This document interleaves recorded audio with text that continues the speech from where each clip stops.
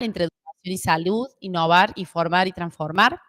Y en este caso vamos a tener a 6 mesas que van a presentar sus ponencias. Darle la bienvenida a todos los que han venido a presenciar esta mesa, a este espacio de intercambio que nos invita a pensar cómo los procesos formativos, tanto en el ámbito educativo como en el de la salud, pueden convertirse en verdaderos escenarios de transformación social.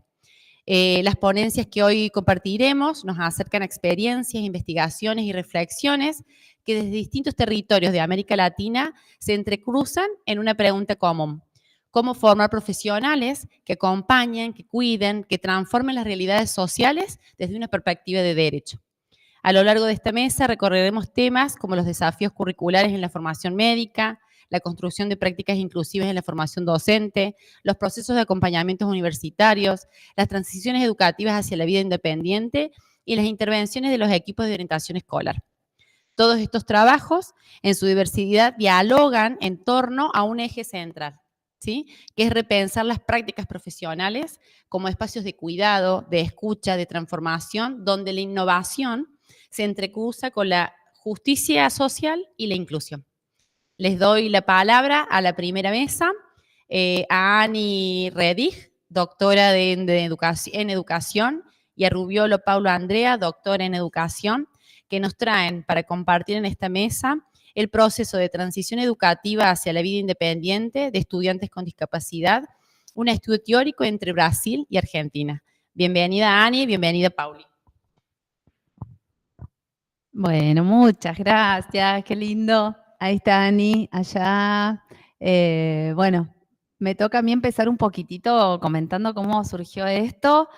Surgió así por casualidad, pero como estas cosas lindas, que es que, bueno, yo venía investigando después de un montón de años de trabajar en las escuela de modalidad especial, acá en el contexto de Córdoba y también en otras provincias. Siempre ligada a la educación en el nivel secundario, de estudiantes jóvenes y de acompañar esos procesos vinculados también con la terminalidad educativa y con el proceso de transición hacia la adultez. Bueno, en esa práctica profesional de tantos años, bueno, me sentí interpelada de investigar sobre la modalidad en la cual trabajé todos estos años y así encaré un trabajo de investigación que después se plasmó en un artículo que envié a una revista de Brasil, donde Ani era la editora de ese dossier y sin conocer... Ah, claro, ahí está, que es mejor. Y sin conocernos, de hecho no nos conocemos personalmente, yo envié mis reflexiones sobre este tema y ella me escribe diciendo: yo reflexiono sobre lo mismo, así que está bueno que reflexionemos juntas. Y bueno, y eso generó esta ponencia, que es nuestra primera experiencia, la miro para allá porque que es nuestra primera experiencia juntas y que, bueno, ojalá sea también una invitación a seguir pensando entre varios este tema que nos gusta, que nos conmueve y que nos convoca. Bueno, ya para ir al tema específico, lo que nosotras vamos a compartir hoy es una reflexión a partir un poco de nuestras investigaciones, tanto la que Ani realiza en el contexto de su propia universidad y la que yo les comentaba anteriormente, pero también tamizado por nuestras prácticas profesionales en el campo respecto a este tema. Entonces, bueno, por eso es que dijimos que teníamos ganas de compartir con ustedes un diálogo de investigaciones y experiencias entre Brasil y Argentina. Encontramos que había muchísimas similitudes y bueno, y eso un poco es lo que queremos compartir con ustedes. ¿Qué nos pasa? ¿O de qué va un poco nuestra conversación? De que la trayectoria educativa de las personas con discapacidad en las escuelas comunes o regulares en Latinoamérica sigue siendo un desafío marcado muchas veces por barreras de diferente tipo, pero básicamente barreras no solo físicas, que por ahí suelen ser las más evidentes, sino sobre todo actitudinales y pedagógicas. Además, esas barreras se hacen como mucho más evidentes cuando se van acercando los jóvenes a su finalización de la etapa de educación obligatoria. Y a su vez, otro desafío bien grande que tenemos es que en otras realidades latinoamericanas la educación especial sigue siendo aún la modalidad que muchos estudiantes o sus familias eligen para realizar la trayectoria educativa. Entonces, tenemos desafíos no solo en la modalidad, sino también desafíos en las escuelas comunes o regulares. Ambos, no es que en uno o en otra modalidad está resuelto el tema de la finalización de la trayectoria y de la continuidad luego de la finalización. ¿Qué pasa? Que al finalizar estos procesos educativos, en general, en la mayoría de los casos, los jóvenes egresan sin un plan, ¿sí? Sin un norte, sin un después qué. Entonces, la mayoría de ellos lo que tienen es una poca claridad, como se puede observar ahí en la filmina, pusimos algunas ideas, poca claridad sobre esas expectativas de futuro y también un escaso acompañamiento de parte del sistema educativo acerca de la toma de decisiones. No es que pensemos que es el sistema educativo el único que tiene que acompañar, pero básicamente y naturalmente es el sistema educativo el que está acompañando esos años de formación y por lo tanto también en esa reflexión y en esa búsqueda acerca de cuáles son los intereses, las motivaciones, los deseos respecto al futuro. Entonces, esta etapa escolar pensamos que es crucial que se pongan en marcha acciones concretas que permitan acompañar a los jóvenes no solo en la toma de decisiones, sino garantizar el derecho que tienen a que esa toma de decisiones realmente los ponga a ellos en el centro y ellos puedan ser los protagonistas del proceso. En este sentido, entonces, es que pensamos que la escuela cumple un rol fundamental y también como que no solo cumple el rol fundamental de acompañar a los jóvenes para pensarse, sino también en poder acompañarlos a ver cuáles son esos apoyos necesarios que los jóvenes necesitan o que ellos consideran que necesitan para poder hacer ese proceso de transición y poder derribar esas barreras que mencionábamos antes, que no solo son físicas o contextuales, sino también son muchas veces actitudinales, pedagógicas en relación a los saberes necesarios para poder participar como ciudadanos activos en otros espacios de la comunidad que no sean la escuela. Bueno, le cedo la palabra a Ani, que tiene ahí como unas ideas sobre, o lo que dicen algunos autores respecto a algunas herramientas que nos podrían ayudar en ese proceso de acompañamiento. Boa tarde a todos. Como já me apresentaram, eu sou a professora Anne Redig, eu sou daqui do Brasil. Peço desculpas por não falar espanhol. Infelizmente, eu não sei espanhol, então vou ter que falar vou ter que falar português. O que a gente observou que há muitas aproximações entre Brasil e Argentina, e quando a gente pensa no processo de transição desses sujeitos com deficiência para uma vida independente, uma vida adulta, aqui no Brasil a gente particularmente prefere falar o termo vida independente, pelo fato da gente ter, às vezes, alguns alunos já em idade da adultez. Eles já têm, às vezes, 50 anos, 60 anos, e às vezes ainda estão em uma escola, uma instituição especializada, então a gente já prefere falar vida independente, porque eles já estão indo, né, para essa vida independente, e não mais vida adulta, já que eles já estão nesse período. Mas para a gente poder pensar essa transição, a gente trabalha, a ideia é já trabalhar na escola, independente seja uma escola especial ou na escola comum, em que ele esteja num percurso de inclusão. Se ele já saiu da escola, a gente pode pensar também, mas se ele está dentro da escola, a gente já pensar isso dentro da escola, para que ele possa fazer um percurso formativo e uma trajetória, já pensando quando ele sair da escola, o que ele fará. Então, para isso, a gente precisa de formação de equipes, em que o professor, a equipe escolar esteja envolvida, o aluno e a família, e demais profissionais que trabalhem com ele. A gente precisa de apoios para essa transição, porque Aqui no Brasil, a gente trabalha muito vinculado ao PEI e uma equipe de professor da educação especial. Falta ainda uma articulação, acredito que na Argentina também, uma articulação entre escola, comunidade e diversos setores, inclusive políticos, para que a gente consiga realmente fazer com que essa transição aconteça. O PEI hoje, aqui no Brasil, já estou entrando até no Brasil, né? O PEI hoje aqui no Brasil, ele é obrigatório, mas isso na legislação, na prática, nem todas as escolas fazem o PEI da forma como deveria, muito menos o plano individualizado de transição, que é o que a gente vem lutando hoje, que é o que a gente pensa ser uma metodologia, uma proposta pedagógica que vai auxiliar nessa transição desse aluno para pensar o além do acadêmico, para que ele vai para a escola para aprender o acadêmico, mas ele precisa desenvolver habilidades para ele estar em sociedade.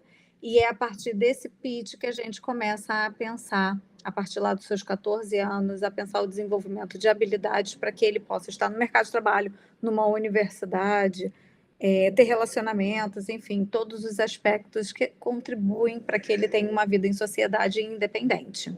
E aí a gente quer acrescentar alguma coisa, Paula?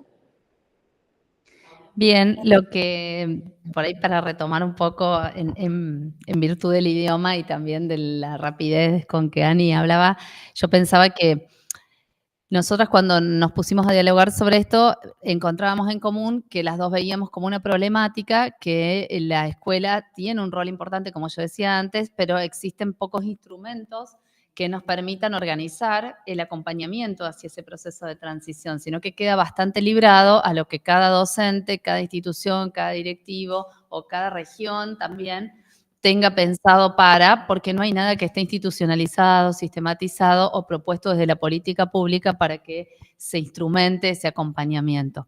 En ese sentido, sí hay una diferencia entre Brasil y Argentina, que es un poco lo que trató de explicar Ani, creo, a través de una propuesta que ellos denominan PTI, un proyecto de transición individualizado, en el cual proponen que cuando el estudiante va finalizando su proceso en la escuela secundaria, un grupo de personas de manera colaborativa y que son significativas en la vida de esa persona, de manera articulada con distintos sistemas, organismos que salud, educación, trabajo, puedan juntarse y puedan pensar con ese joven algunos objetivos a corto y mediano plazo en relación a su vida adulta y dejarlo sistematizado en un instrumento que no tiene el valor de obligatoriedad, sino que tiene este norte, esta guía, por eso es que nosotros hablábamos de un caminito ahí a la hora de presentarlo visualmente.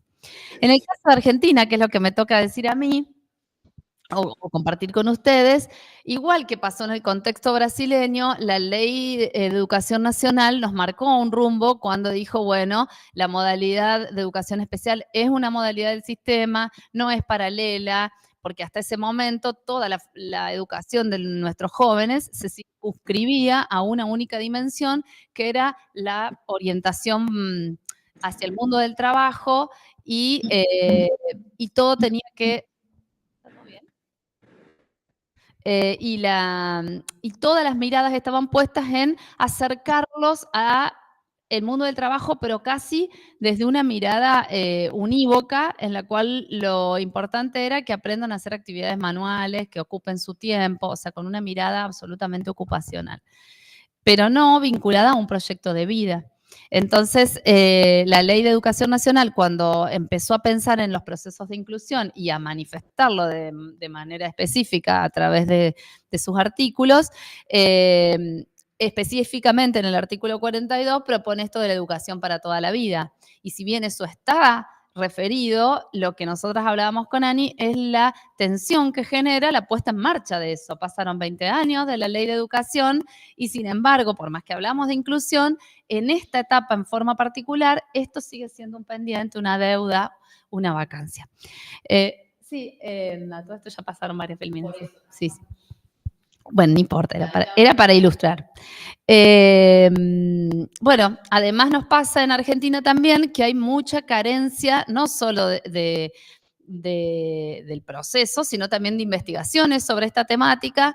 Y la misma Red por los Derechos de las Personas con Discapacidad, REDI, en 2023, analiza que es un derecho fundamental de los jóvenes contar con apoyos para la toma de decisiones y que le puedan brindar la posibilidad de asumir el control de su propio proyecto de vida. También una investigación de SECHI del 2020 habla de la necesidad de armar equipos y espacios de orientación para la adultez y la autonomía, y esas son como las dos grandes recursos investigativos que encontramos. Hay muy poca investigación sobre este tema y por eso en nuestra ponencia referimos también a la investigación que yo realicé en la provincia de Córdoba, donde lo que observamos es eso también en nuestra provincia, que la trayectoria educativa se orienta específicamente a pensar a los jóvenes, una vez que finalice su trayectoria, orientada hacia el trabajo, y que existe muy poco vinculado a esa educación para toda la vida, a pensar a los jóvenes en otros espacios que contemplen otras dimensiones de la adultez, como es, por ejemplo, la continuidad de los estudios, ya sea a nivel superior o en oficios, la participación en espacios culturales, recreativos, deportivos, el uso del ocio de manera significativa, la participación en otros espacios de vida independiente, que no sean el núcleo familiar de origen. Bueno, todo esto... Paula, ¿Sí? depois eu posso falar um pouco mais do Brasil, que aquele slide foi pulado. ¿Sí? Quando você terminar essa parte, sem problema. ¿Querías hablar, Ani? Quando você terminar a parte da Argentina, aí eu volto para o Brasil, não tem problema. Dale, ya está. Dale, dale. Então, pode voltar o slide, por favor? Sí. La anterior. Ahí va. ¿Esa, Ani? Isso, porque o que acontece aqui no Brasil, vou explicar um pouco. A gente tem essa lei brasileira de inclusão de 2015, é uma lei bem importante aqui no Brasil, que é uma lei que aborda todos os aspectos da vida da pessoa com deficiência, desde o seu nascimento até a inclusão no mercado de trabalho e tudo.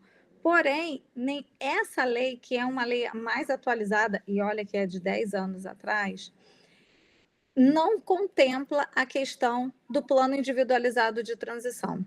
O plano individualizado de transição no Brasil, ele começou a ser pensado e costurado nos últimos 10 anos, a partir dessa lei. Então, a gente tem, assim, sempre se falou na inclusão no mercado de trabalho, enfim, mas organizado do jeito que hoje a gente preconiza, de tentar isso ser desde a escola, num documento em que tenha toda uma equipe estruturada, colocando esse sujeito com deficiência como centro de todo o processo, em que ele tenha o poder de tomar a decisão da sua própria vida e ter a construção do seu projeto de vida, isso foi desenhado nesses últimos 10 anos. E aqui no Brasil, a gente só tem 3 legislações que abordam a questão do plano individualizado de transição como obrigatório nas escolas, e essas 3 legislações estão apenas no estado do Rio de Janeiro.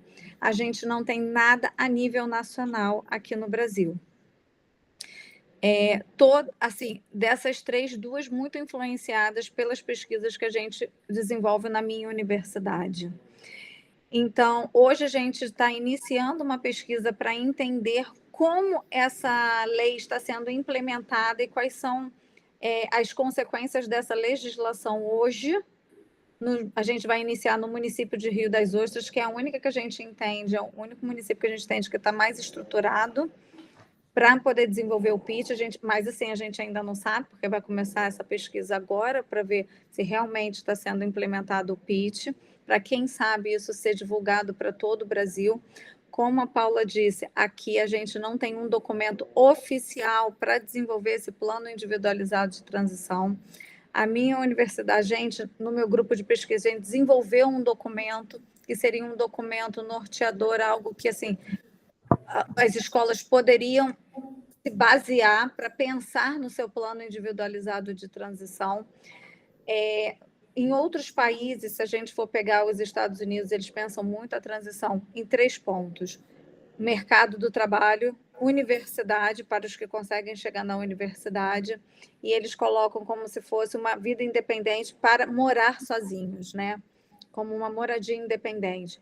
Aqui no Brasil, a gente está pensando em outros aspectos também, como sexualidade, relacionamentos, desenvolvimento de autogestão, autodefensoria, autodeterminação, inclusão em esporte, no lazer, em cursos profissionalizantes, enfim, todas as áreas em que a gente pode pensar para que você possa ter uma vida o mais independente possível, entendendo que ninguém é 100% independente, mesmo sem deficiência. Ninguém consegue ter uma vida totalmente independente. Então, a gente tem como esse objetivo fazer com que esse sujeito seja protagonista da sua própria vida ao construir o seu projeto de vida, em que ele possa ser o adulto e o sujeito e ter o futuro que ele deseja e não o que pensaram para ele. Então, quando a gente pensa na transição, é ser o adulto que eu quero ser e não o que me deixam ser, colocando ele como a sua própria voz. Resumidamente, é isso. Eu sei que o tempo está acabando. Paula, pode dar continuidade. Muito obrigada. No, lo que por ahí encontrábamos es que ellos tenían ciertos avances respecto al nuestro en investigaciones realizadas en sus propias universidades con documentos que habían logrado elaborar respecto a la importancia de generar algún documento de planificación y de sistematización acerca de este proceso. Ellos lo habían podido llevar a la práctica, al menos en el estado de Río de Janeiro y en uno de los municipios del estado. A diferencia nuestra, están haciendo como esos avances incipientes que nosotros todavía nos quedan como deuda. Para ir cerrando, porque estamos en tiempito, pero vinculado a las consideraciones, nosotros lo que encontramos en común, tanto en lo que Ani y yo pudimos ir conversando de nuestras experiencias y de nuestras investigaciones, es que los aportes de ambos países demuestran que si bien en los últimos años ha habido un avance en el marco normativo y en las perspectivas respecto a la inclusión, la situación de las personas con discapacidad en la región, sobre todo en las políticas públicas específicas vinculadas a esta etapa, tanto como la formación docente para poder acompañar a estos jóvenes en el tema de las juventudes específicamente y en derechos humanos, de manera más particular, vinculado a la perspectiva de discapacidad y accesibilidad, y la conformación de equipos que realmente puedan trabajar en torno a esto en articulación intersectorial son como una deuda, y eso nos plantea a nosotros una serie de preguntas de las cuales simplemente las dejamos ahí, que serían como las preguntas para debatir si tuviéramos el tiempo para hacerlo. Ojalá sí, que tienen que ver, nosotros hablamos de 4 grandes ejes que nos parecían importantes, porque es como que no es un solo interrogante, sino es interrogantes en diferentes ejes. Un eje es la política pública y tiene que ver con los vacíos existentes respecto a este tema y las acciones intersectoriales que pensamos que serían necesarias para poder garantizar este acompañamiento. Otro tiene que ver con la formación docente, qué contenidos y enfoques deberían incorporarse en la formación inicial y continua para que los docentes realmente puedan acompañar y fortalecer el rol de la escuela en estos procesos. Y otros ámbitos de actuación profesional, que creo que eso tiene que ver un poco este congreso, revisitar nuestras disciplinas para pensarnos en otros espacios y decir, bueno, ¿qué otros roles podemos ejercer para acompañar estos procesos? ¿Y con quién tendríamos que articular y trabajar en conjunto? Otro tiene que ver justamente con el trabajo colaborativo e intersectorial, y es cómo sostener las articulaciones existentes en el tiempo y cómo renovar las articulaciones para que no sean unívocas de la escuela al taller protegido, sino hacia otros espacios. Y finalmente la importancia, y en esto no es por final, sino por broche de oro, pensamos que la importancia de que el proceso esté centrado en la participación juvenil, es decir, que sean los mismos jóvenes quienes puedan pensar y sostener como protagonistas su participación, de qué manera ellos pueden incorporarse no solo en el diseño, sino también en la instrumentación de esas actividades y acciones que desean para sus proyectos de vida, y qué herramientas participativas nosotros brindamos para que los jóvenes realmente puedan hacerse escuchar más allá de sus características personales, ¿no? Entonces, bueno, el proceso de transición a la vida adulta es un tema que nos interpela, no individualmente, sino en la región, y la importancia de poder analizar estas dimensiones desde la formación docente. Eso es lo que pensamos nosotros, eso va a poder después impactar en la formación inicial de los futuros profesionales, pero también va a impactar en el repensar las políticas públicas y en repensar a su vez cómo asumimos nuestro rol docente desde otros espacios para poder dar respuesta a esta vacancia. Gracias, Paula. Gracias, Ani. La idea sería que vayamos pensando qué podemos preguntar una vez que vayan transcurriendo cada una de las ponencias. Así después podemos hacer esto más conversado, ¿no? Yo en lo personal voy tomando nota, así que... Sí, por supuesto. Claro que sí. ¿Se escucharon los aplausos, Ani, por allá?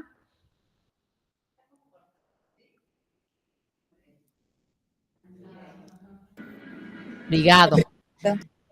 Bueno, le vamos a pasar la palabra a las chicas de Villa María, a Jorgelina y Ana Laura. ¿Están por ahí? Sí, Ellas van a estar sí, estamos por acá. Muy bien, ellas nos van a traer una ponencia que se llama Dedos que Sueñan, la formación docente en clave de inclusión y accesibilidad. Sena Jorgelina es licenciada en gestión educativa y Faure Ana Laura es licenciada en ciencias de la educación. Así que les cedemos la palabra, chicas, les damos la bienvenida y las escuchamos. Bueno, muchísimas gracias. Buenas tardes a todos. Les vamos a pedir si pueden compartir nuestra presentación. Ahora cambiamos. Ahora cambiamos, así comenzamos. Este proyecto que traemos viene a socializar unos cuantos años de producción de las estudiantes, así que es un honor ponerlo y compartirlo en este encuentro, ponerlo a consideración y compartirlo.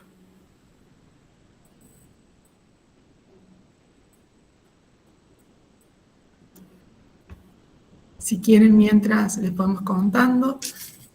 Sí, si quieren ir arrancando hasta que nosotras, la parte tecnológica, vieron que lleva su tiempito. Sí. No hay problema. No hay problema. Pero ustedes arranquen así, yo voy poniendo, les voy cronometrando para que sea justo para todos y todas, así que tenemos 15 minutitos cada ponencia, ¿sí? Perfecto. Yo arranco poniendo ahí el cronómetro.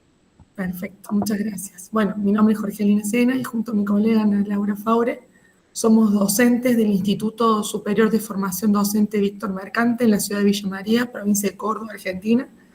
Hoy compartimos con ustedes una experiencia que llamamos Dedos que Sueñan, la formación docente en clave de inclusión y accesibilidad.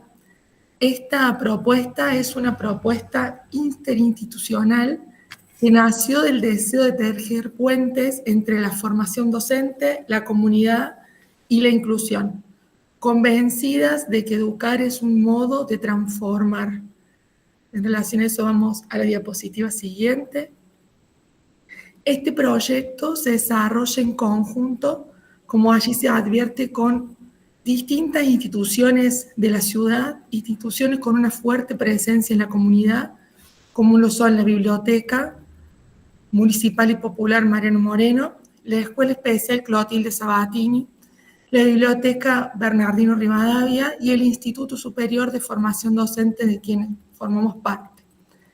En este proyecto específicamente surge la posibilidad de gestar un trabajo en red.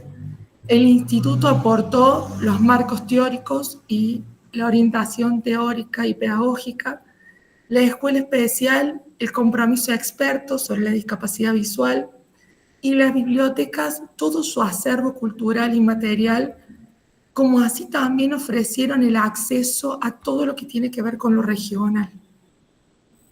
¿Podemos pasar a la diapositiva siguiente?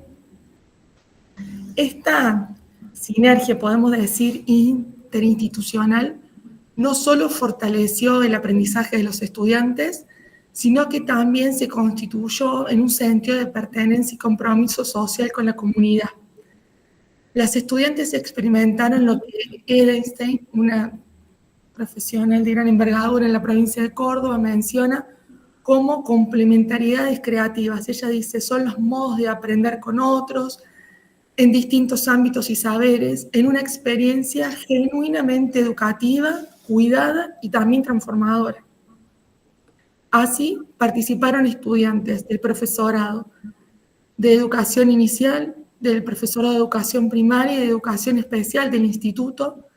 Ellas forman parte del seminario de práctica docente 1, quiere decir que están cursando el primer año de la carrera, y además las estudiantes de segundo año en el marco del espacio curricular alfabetización inicial y discapacidad intelectual. Este proceso que se gesta alrededor de esta experiencia implica pensar la accesibilidad, el sistema braille y también las particularidades en relación al aprendizaje de los niños y las niñas. Y también vamos incluyendo jóvenes y demás en este proceso. Podemos pasar a la diapositiva siguiente. Este proyecto tiene su origen en una gran necesidad que existe en la comunidad. Nosotros hablamos de lo regional porque el trabajo con las bibliotecas nos habilita esa apertura no solo a Villa María, sino a toda la zona, puesto que existe una escasa, podemos llamar escasa, insuficiente, oferta material de lectura para los estudiantes en sistema braille. Tiene que ver con varios aspectos, con el alto costo, con la escasa demanda también, porque no todos tienen acceso o la posibilidad económica de acceder a esas obras. Y también nos encontramos con que existe una escasa diversidad. Quiere decir que los materiales que las editoriales proponen son muy escasos y además solo de algún estilo de producción en particular. Algunos de ellos son traídos especialmente de España, donde hay unos avances más en las producciones de este estilo bibliográfico.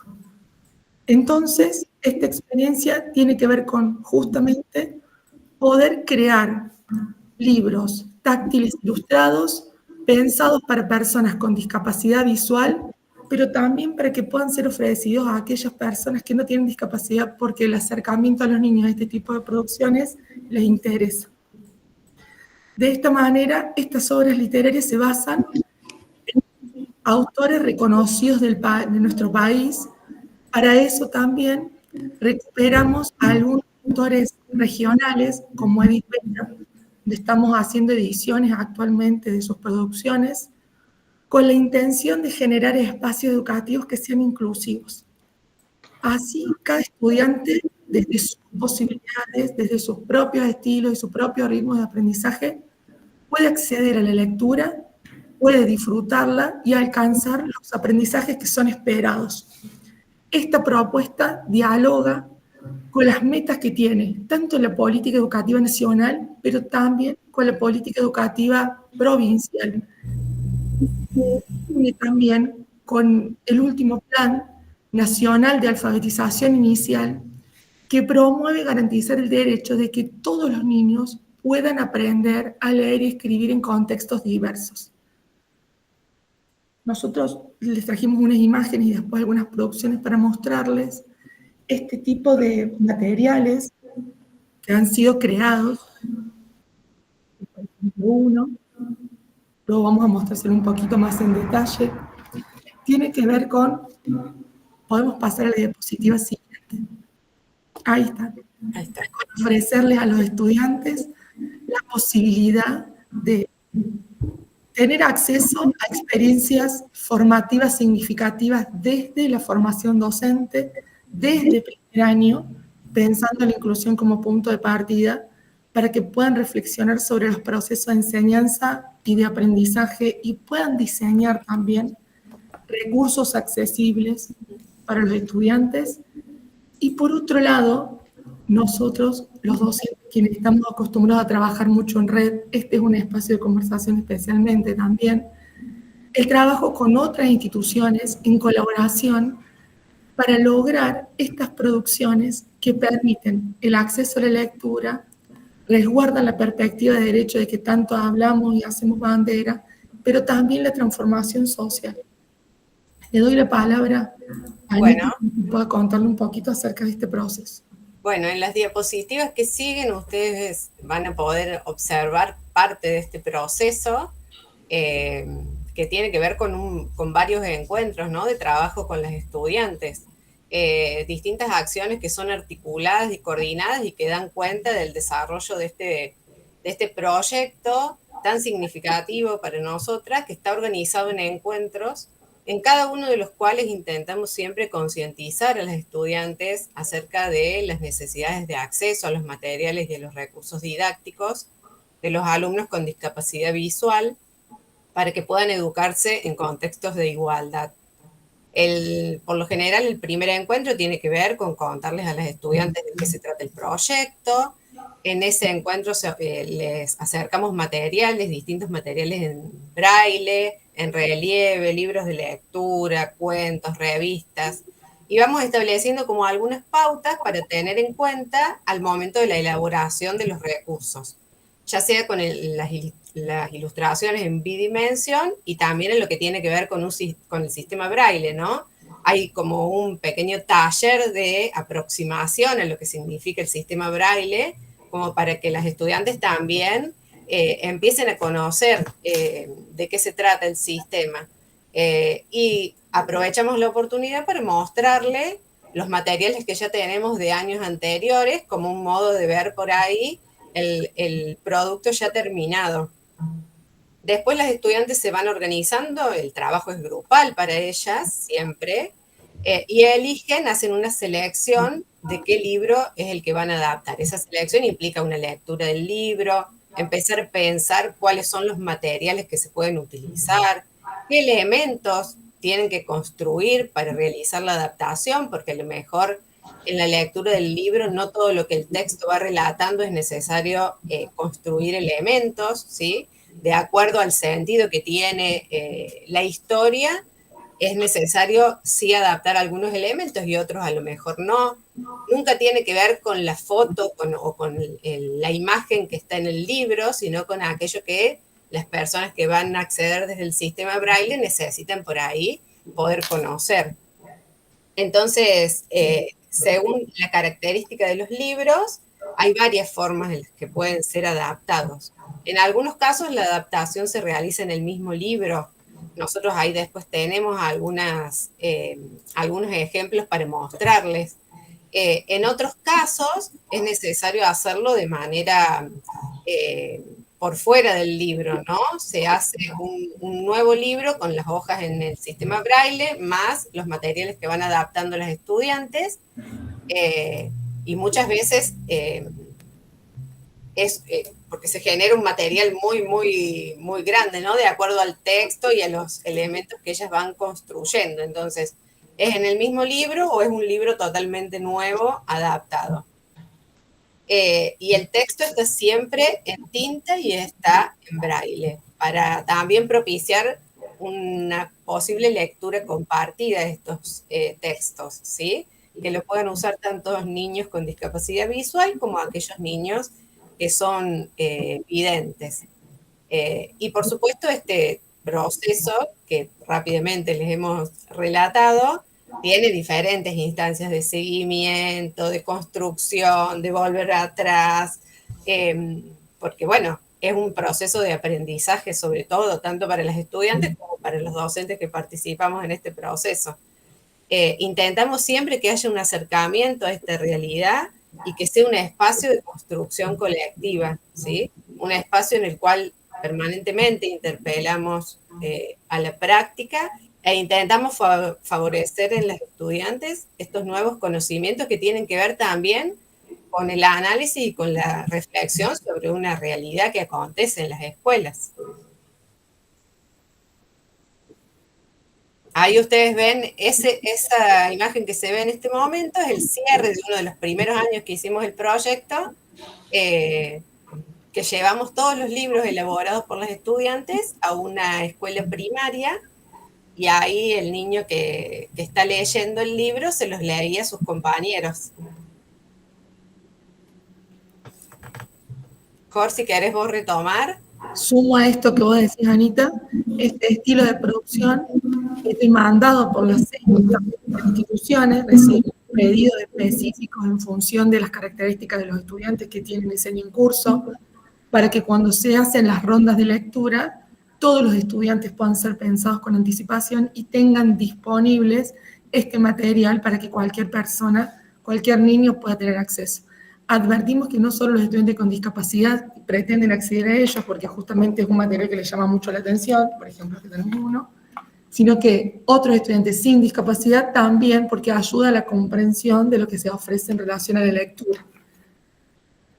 Además, de esta manera también acompañamos a las demandas de los docentes y es un material que queda disponible una vez finalizado en ambas bibliotecas para que cualquier docente de Villa María o de la zona pueda recorrerlos, pueda tener acceso, pueda llevárselo a su institución, trabajar con sus estudiantes y pueda volver de nuevo a la biblioteca.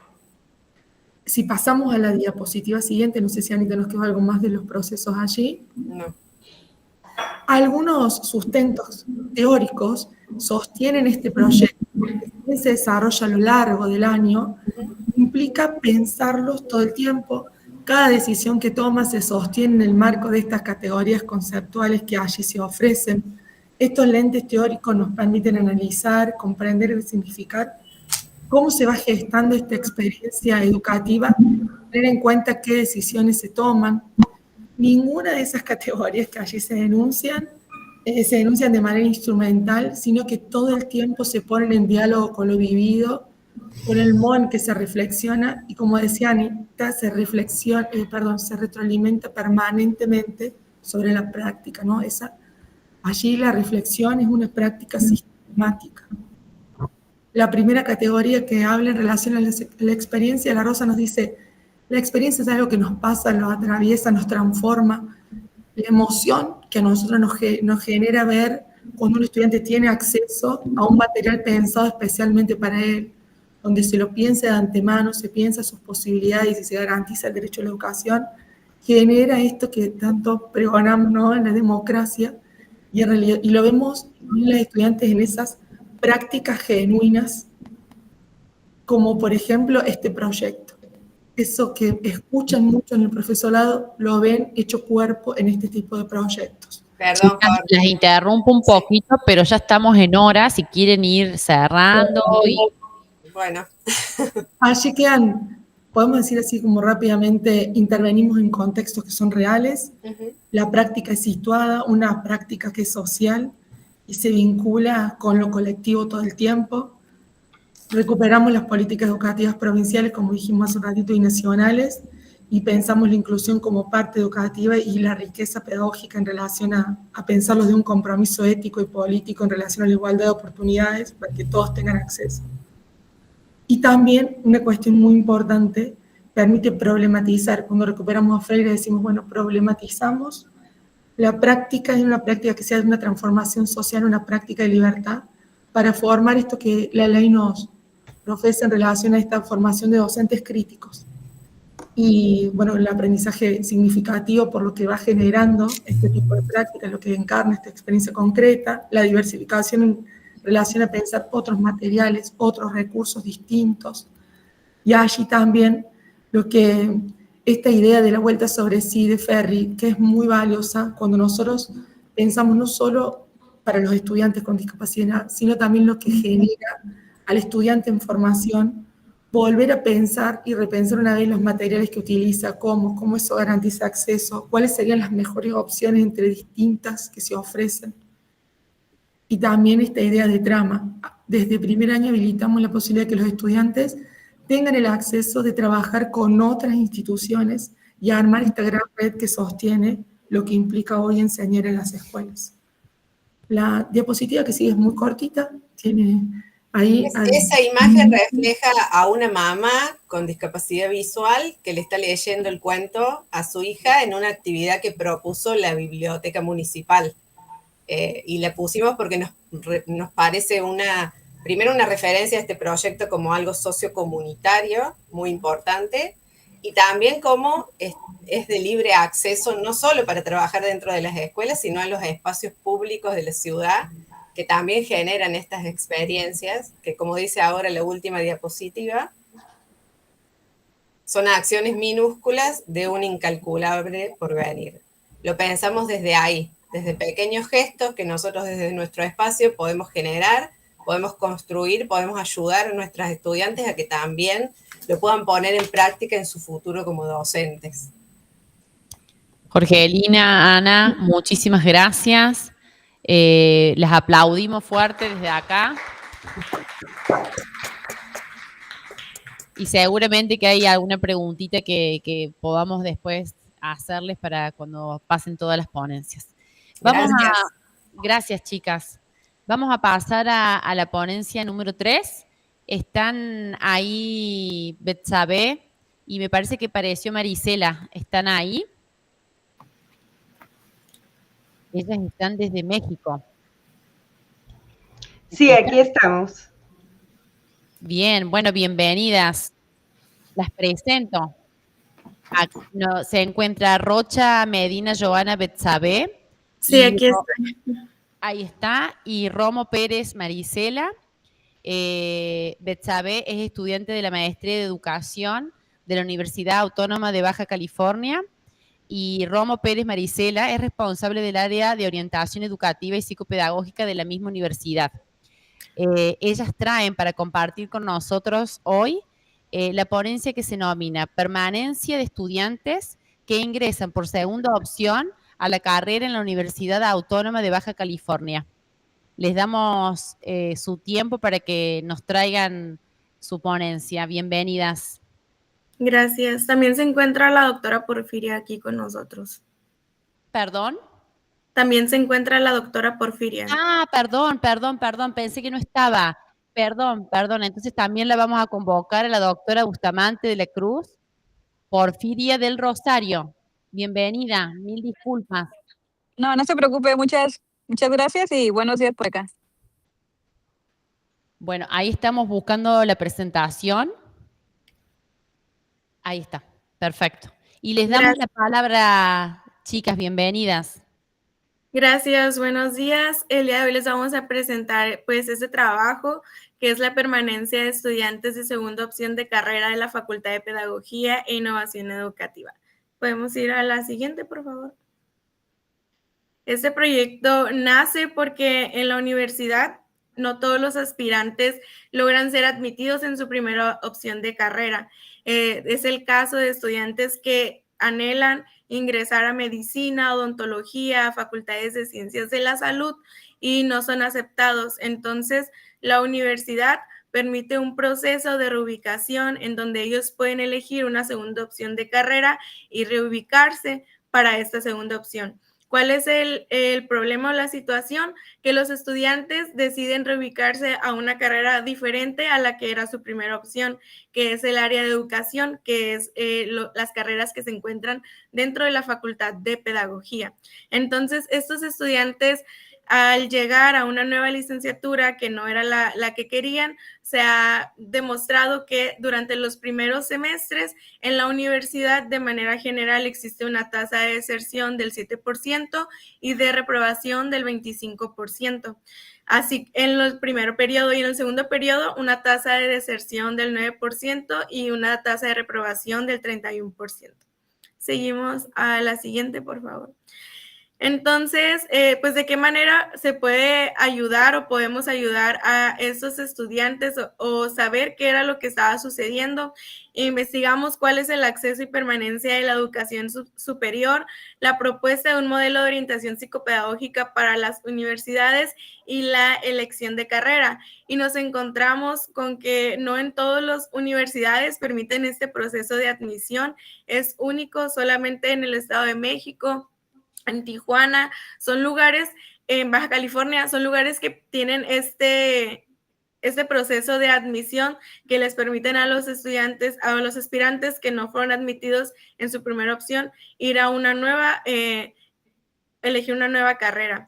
Y para poder ayudar a estos estudiantes se pensó hacer esta propuesta de orientación psicopedagógica desde el Departamento de Orientación Psicopedagógica de la facultad. Vamos con la siguiente, por favor. ¿Por qué? Porque los estudiantes deben recibir su acompañamiento en su primer año universitario. Cuando ingresan a la universidad pudimos ver que pues tienen algunas dudas, miedos, incertidumbres y además se encuentran en una carrera que no era la que ellos pues deseaban desde un principio. Entonces la Facultad de Pedagogía podemos ver también que tenía esta preocupación por estos estudiantes, ya que la tasa de estudiantes que reciben al semestre pues es demasiado alta y por lo tanto, pues estaban preocupados de que los estudiantes ingresaban y al ingresar algunos permanecían y otros pues dejaban o desertaban las carreras. Y también es importante las dificultades externas que pueden generar el riesgo académico o deserción, que algunos estudiantes no están en la carrera que quieren y reciben comentarios o algunas situaciones familiares, académicas, distintos factores que los hacían pues dejar la carrera. Y el mayor riesgo ocurre en etapa básica y en primeros semestres cuando un estudiante decide abandonar su carrera universitaria. Entonces, pues el objetivo fue diseñar un programa de acompañamiento psicopedagógico en el área de orientación educativa y psicopedagógica para el fomento de la permanencia de estudiantes de la segunda opción de carrera. Identificamos cuáles eran los protocolos, la manera que el área trabajaba, examinamos cuáles eran las mejores estrategias para poder ayudar a los estudiantes y también cuál fue el impacto que pues obtuvo esta propuesta.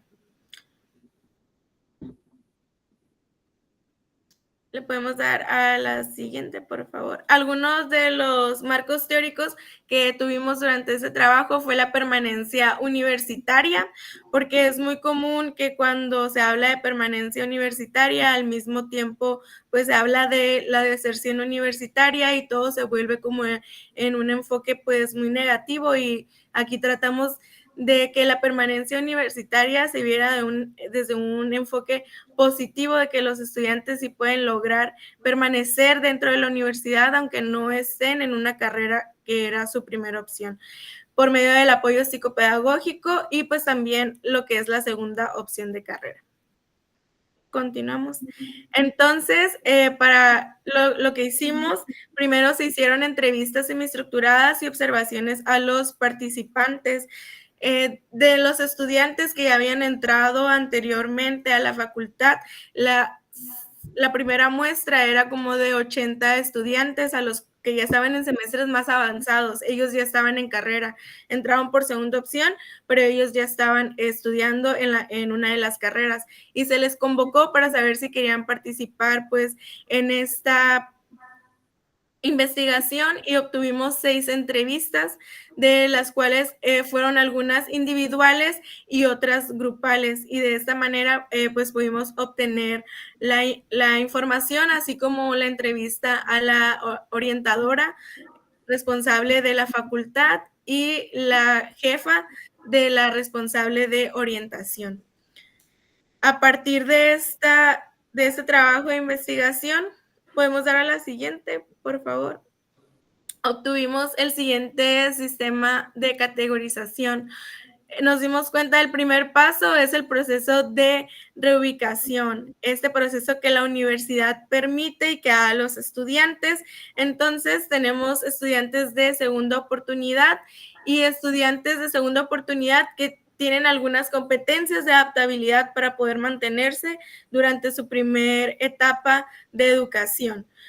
Y la segunda categoría, el apoyo psicopedagógico, de qué manera la orientación psicopedagógica universitaria podía intervenir por medio de un programa de atención psicopedagógica y la permanencia universitaria, que es lo que pues deseamos lograr y que hubiera integración a la unidad académica, un acompañamiento integral y poder identificar cuáles eran los factores de riesgo académico específico. Por lo tanto, obtuvimos esta ruta del aspirante en el proceso de admisión de la universidad. A veces creemos que el proceso de admisión es lineal y que el estudiante solamente elige una carrera, hace un examen y listo, entra a la universidad. Pero no, nos dimos cuenta de que existen otras rutas que los aspirantes van tomando para poder llegar al inicio de clases cuando ya ingresan a la universidad.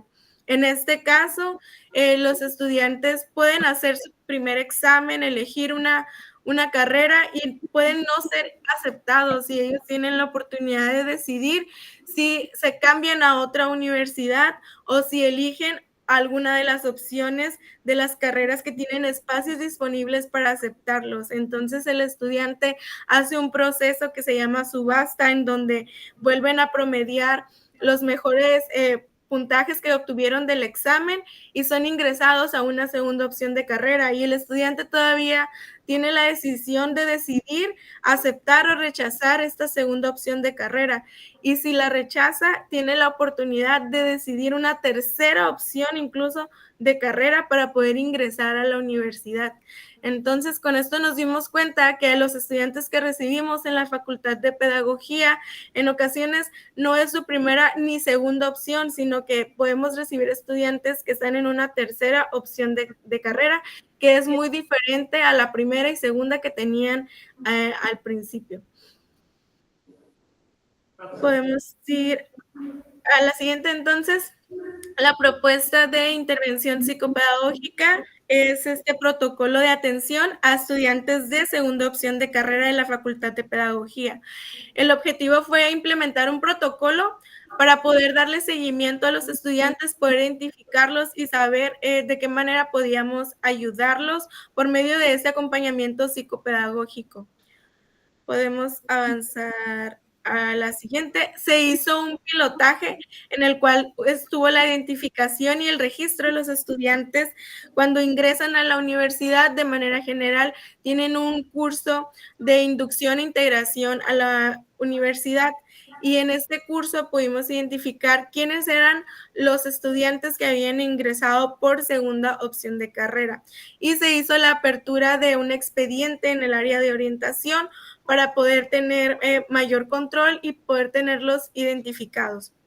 En la segunda fase, ya durante el semestre, se hizo este acompañamiento psicopedagógico por medio de un carnet académico, que es como una guía para los estudiantes con la información básica de la universidad y también información que ellos van a necesitar durante el semestre, con sesiones individuales a quienes lo aceptaron, los estudiantes que quisieron pedir ayuda, que tienen algún problema, a lo mejor también en alguna materia o en alguna situación, con sesiones de 15 minutos que se programaron por medio del correo electrónico.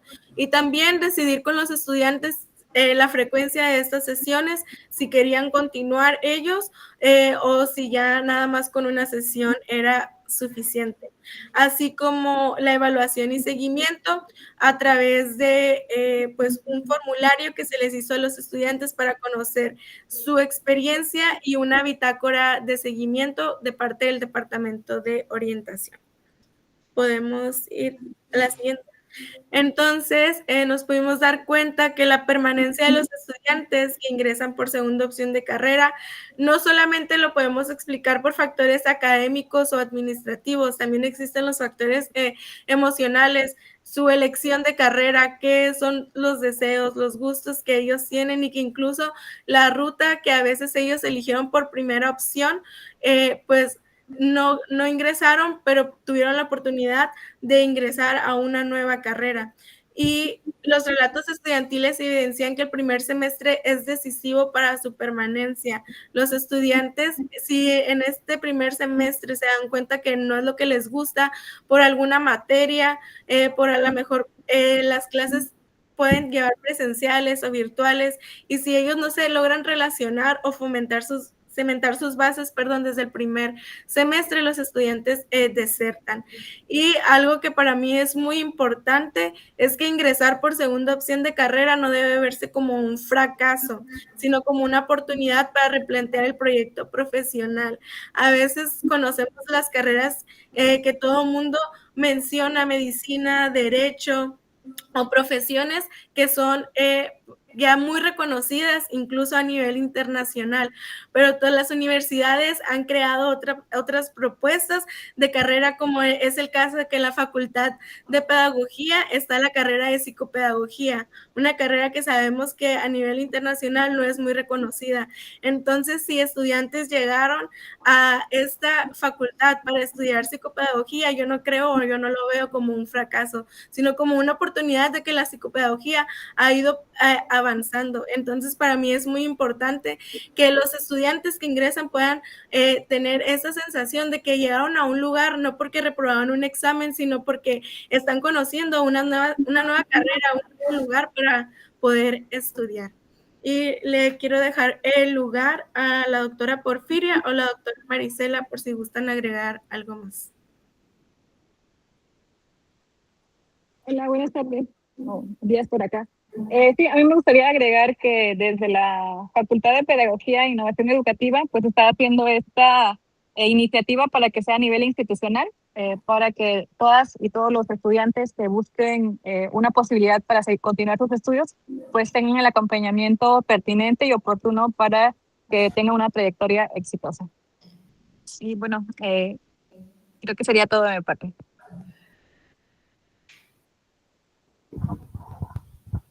¿Algo más que quisieran sumar?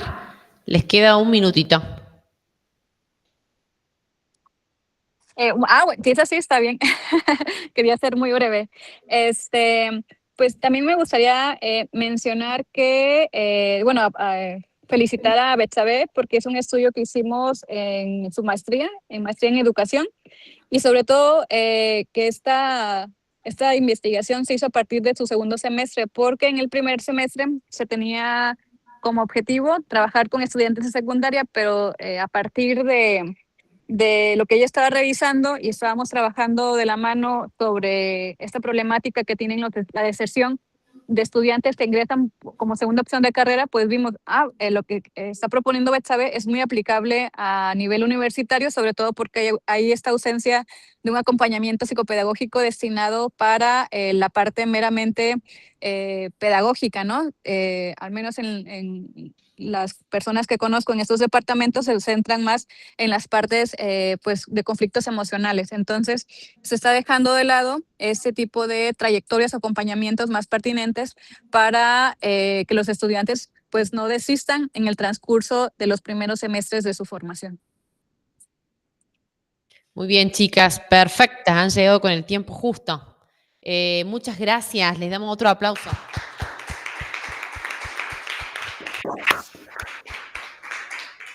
Buenísimo. Bueno, volvemos a las que están presenciales, aunque Daniela está virtual. No, ¿Daniela es? Sí, Daniel. Son dos Danielas. Las dos se dicen Daniela, una es Andrea. Daniela, las Danielas. Muy bien. Bueno, se nos acerca la ponencia número 4, que ¿está? ¿Tarada? Bien. Bueno. Las chicas son de Río Cuarto y nos traen una ponencia que se llama Problemáticas y demandas que interpelan a los psicopedagogos en los EOE, equipos de orientación escolar, modalidades de abordajes para el resguardo y promoción de los derechos de los sujetos. Y las tenemos acá en vivo a la especialista María de los Ángeles Filippi y la magíster María Daniela Rainero. Les damos la palabra. Bienvenidas. Gracias, Agustina. Bueno, y gracias a todos por quedarse hasta el final. Y buenas tardes a las chicas que están allá de lejos. En realidad mi nombre es Daniela Rainero. Yo primero agradecer a la facultad por este evento, por invitarnos, por convocar en estos tiempos, y traemos hoy con María de los Ángeles y Daniela Barbero un trabajo del equipo de investigación que interpela un poco lo que Paula planteabas.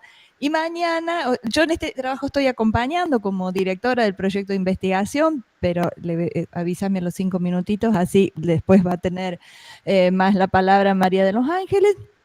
Y mañana presentamos, en ese sí participo más directamente, un trabajo de docencia, es de una asignatura de cuarto año que también estamos con María de los Ángeles y Daniela Barbero. Bueno, simplemente, y también atar un poquito, voy a hacer una presentación del proyecto y alguito del trabajo, así le doy la palabra a María de los Ángeles, que con Daniela han sistematizado mucha de la información trabajada en el proyecto, y como nos encontramos de distintas instituciones, quería comentar un poquito que desde la Universidad Nacional de Río Cuarto, bueno, una universidad pública, somos docentes y docentes investigadoras, extensionistas, trabajamos en el territorio. Y como docentes investigadoras, ¿no es cierto?, tenemos, bueno, un sistema de categorización que nos evalúa, que por ahí, bueno, no está en todas las instituciones, entonces también hay como una carrera como investigadoras.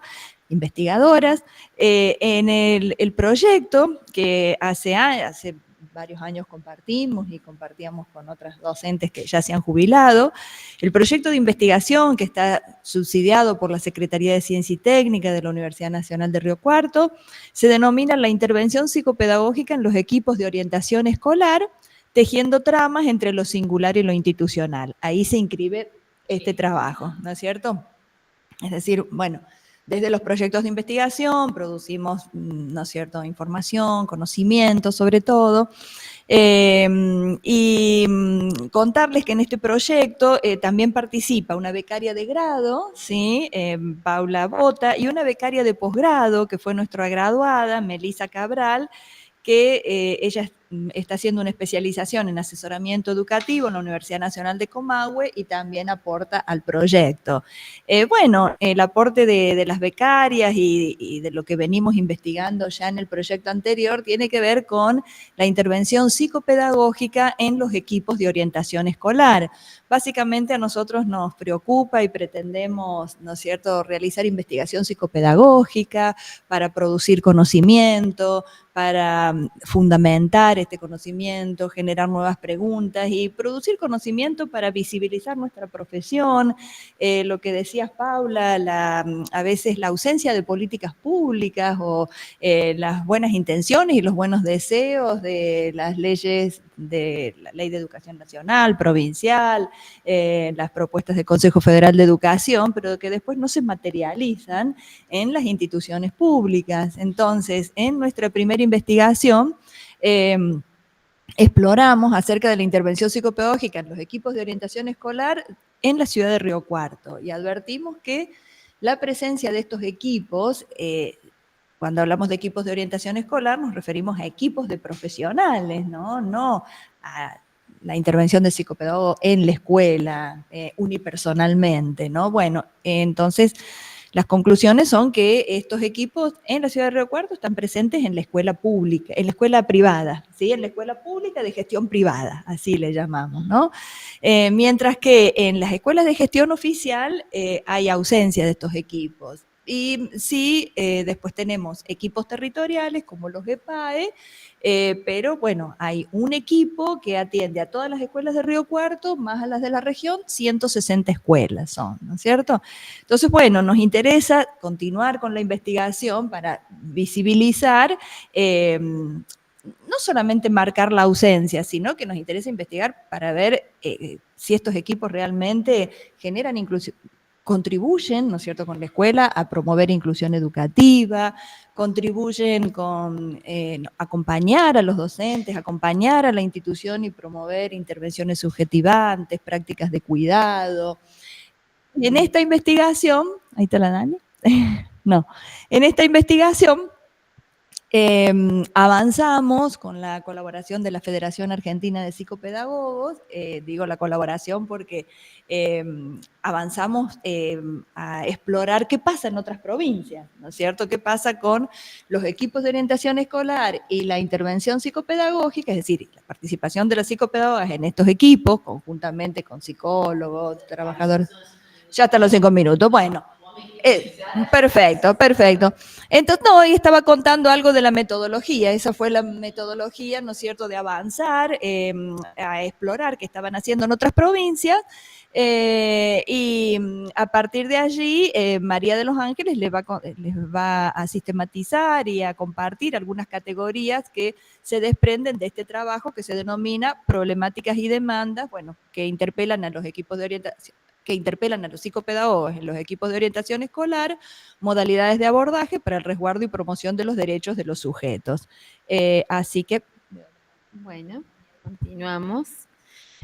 Bueno, Daniela les contextualizó el proyecto de investigación que se viene sosteniendo hace muchos años, con este interés de pensar, digamos, en la promoción de una psicopedagogía que contribuya a la inclusión escolar y en el sostenimiento de trayectorias y en el trabajo colaborativo, y desde una perspectiva institucional, ¿no?, que se corra de otras perspectivas anteriormente vigentes, ¿no?, más gabinetistas. Por eso intentamos en este rastreo, que se tomó una muestra, 27 psicopedagogas pertenecientes a distintos equipos de orientación escolar que en el territorio, en el sur, en el norte, van teniendo distintas denominaciones. Ahora a estos fines no las vamos a traer, digamos, en esta especificidad de cómo se van denominando estos equipos, pero que tienen abordajes en los distintos niveles, ¿no? En nivel inicial, primario, secundario, en escuelas de modalidad especial, por eso también tuvimos participación en la muestra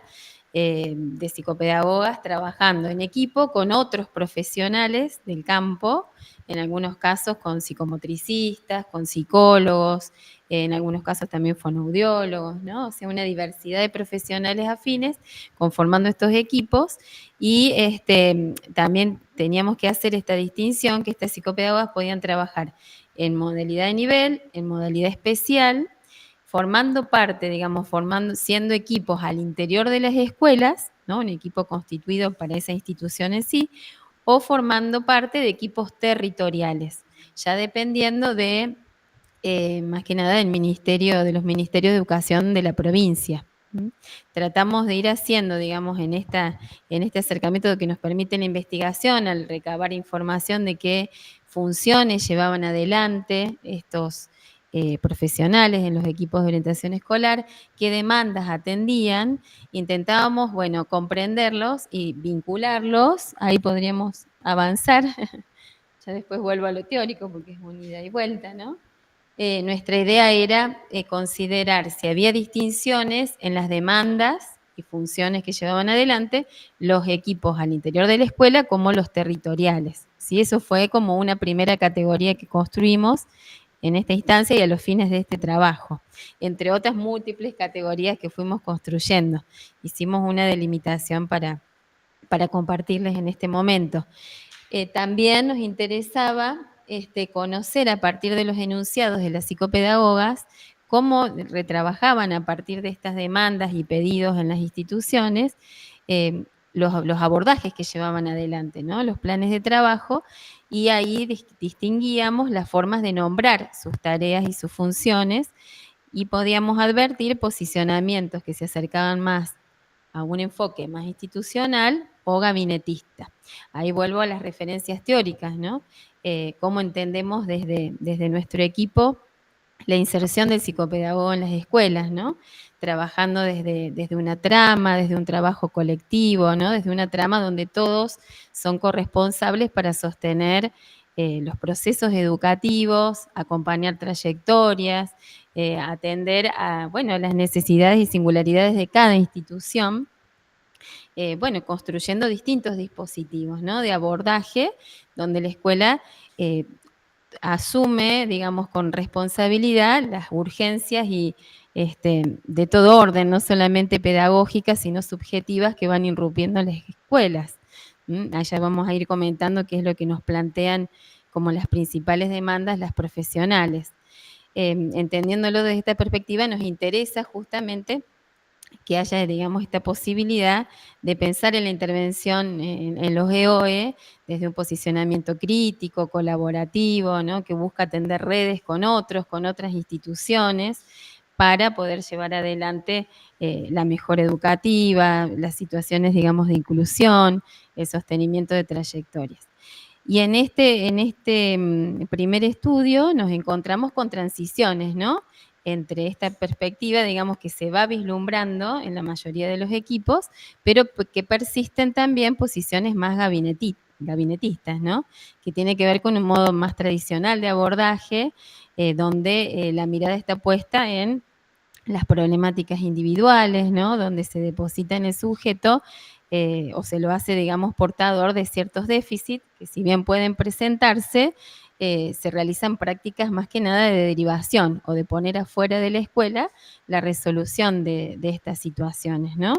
Bueno, esta perspectiva gabinetista, bueno, tiene toda una mirada, digamos, de abordajes más centrados en los déficits, ¿no? En las situaciones más puntuales, sin pensar en propuestas que alojen a todas las diversidades con las que nos podemos encontrar, tanto en trayectorias, en posibilidades de los sujetos y demás, y de los grupos, ¿no?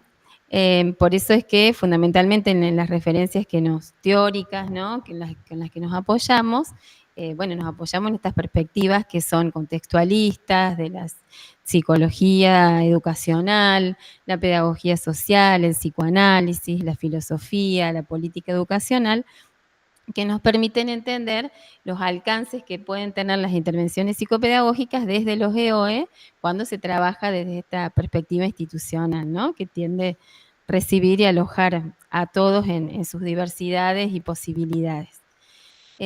Volviendo a la construcción de estas categorías que hicimos para categorizar toda esta información con la que nos encontrábamos, bueno, nos encontramos con que los psicopedagogos atienden diversas demandas y que muchas de ellas son compartidas, ¿sí? Bien, si querés podemos avanzar. Acá está lo de las recurrencias en la problemática. Si bien los equipos de orientación escolar al interior de la escuela pueden realizar otro tipo de abordajes porque tienen una permanencia, una sistematicidad, digamos, en las posibilidades de dar seguimiento a los procesos, mientras los equipos territoriales tienen intervenciones más esporádicas, ¿no? Porque atienden a una diversidad de escuelas, a una amplitud y un campo. En el caso de los profesionales con los que estuvimos llevando adelante los cuestionarios y las entrevistas, tienen, digamos, no solamente en Río Cuarto, sino en la zona, alcance para su intervención y son específicamente planteados desde el asesoramiento educativo, ¿sí?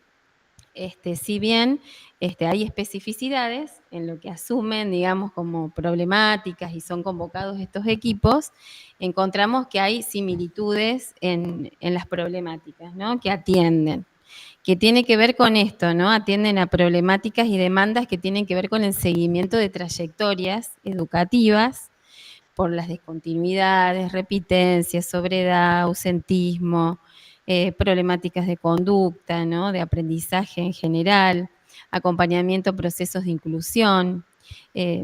También, digamos, son convocados para dar respuestas a problemáticas de la convivencia escolar, cuando aparecen, bueno, situaciones de violencia escolar, hostigamiento, acoso virtual, ¿no? Situaciones de época que van atravesando a los estudiantes, ¿no? Que forman parte de las escuelas.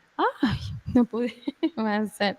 Bueno, también atienden a situaciones de vulneración de derechos, donde no solamente desde el interior se hace un seguimiento, sino que externamente se hacen estos abordajes. También son convocados para el asesoramiento educativo, acompañamiento a la gestión. Por eso es que estas problemáticas y estas demandas son compartidas. En una segunda categoría que queríamos visualizar las modalidades de abordaje, si había distinciones entre los equipos, encontrábamos, bueno, que en los equipos territoriales predominaba una perspectiva institucional, por la trayectoria, por la formación de los profesionales, por el vasto campo de actuación. No se intervenía en el uno a uno, sino generando redes, puentes con las instituciones, asesoramientos, colaboraciones, y también desde una formación y una mirada acerca de los sujetos, de los estudiantes, de las tramas institucionales también diferentes. Mientras que en los EOE al interior de la escuela podíamos encontrar un continuum, ¿no? Como que persisten perspectivas gabinetistas y otras más abiertas a un trabajo colaborativo y colectivo, y qué nos hacía pensar, digamos, inferir estas posiciones, estas perspectivas, es la forma en que tenían para nombrar, por ejemplo, las problemáticas de aprendizaje y de convivencia, ¿no? En estas perspectivas gabinetistas predominaban estas interpretaciones de las problemáticas de aprendizaje, entendido como dificultades específicas del aprendizaje, del habla, de la atención, desfasajes en las posibilidades de aprender, y esto, digamos, conducía a prácticas de derivación a profesionales externos. Ubicando, digamos, interpretamos esto al déficit solamente en el individuo y buscando prácticas, digamos, que remedien, que rehabiliten. Mientras al sujeto. Va analizando hacia el interior. Exacto. ¿Qué condiciones de condiciones institucionales, de educabilidad?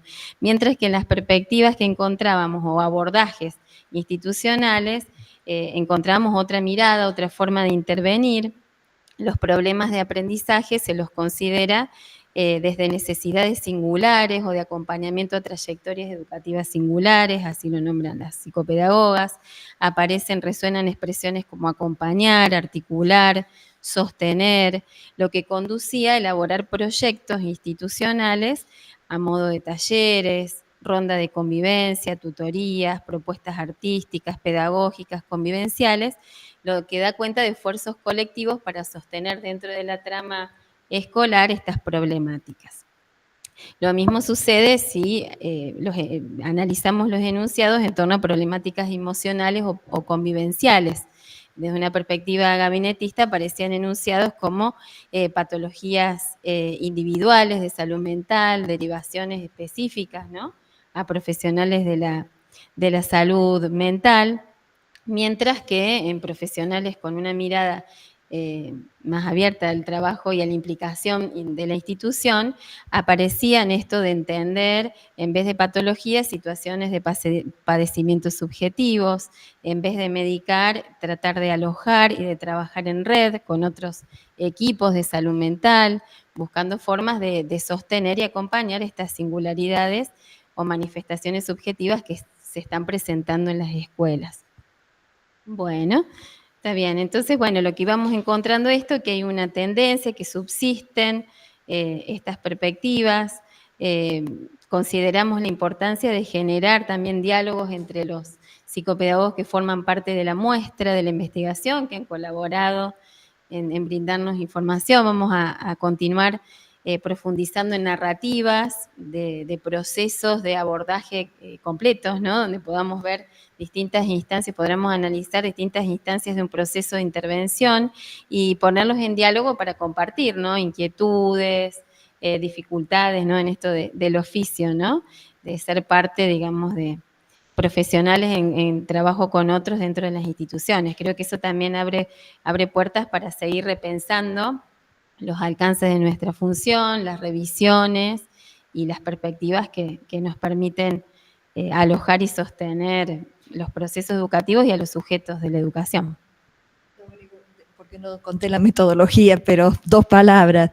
Trabajamos con una metodología cualitativa, bueno, se han dado cuenta, con narrativas, como decía Mari, pero esta vez como quisimos explorar lo que pasaba en otras provincias, le pedimos a la Federación Argentina de Psicopedagogos que nos facilitara algunas direcciones, nos invitó a algunas reuniones. Entonces esta primera información, estos primeros datos provienen de un cuestionario Google, en donde indagamos tipo de inserción en las escuelas, en los equipos, demandas solicitadas, ¿no es cierto?, cargo que sostenían, cantidad de horas en el cargo, modalidad en donde trabajaba el equipo, ¿no es cierto?, destinatarios, niveles educativos. O sea, toda esta información proviene de un cuestionario Google y después pretendemos seguir con narrativas y entrevistas semiestructuradas.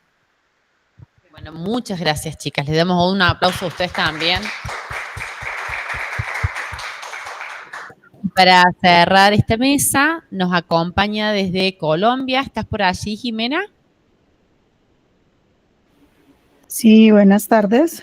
Hola, Jimena Aristizábal. Bienvenida.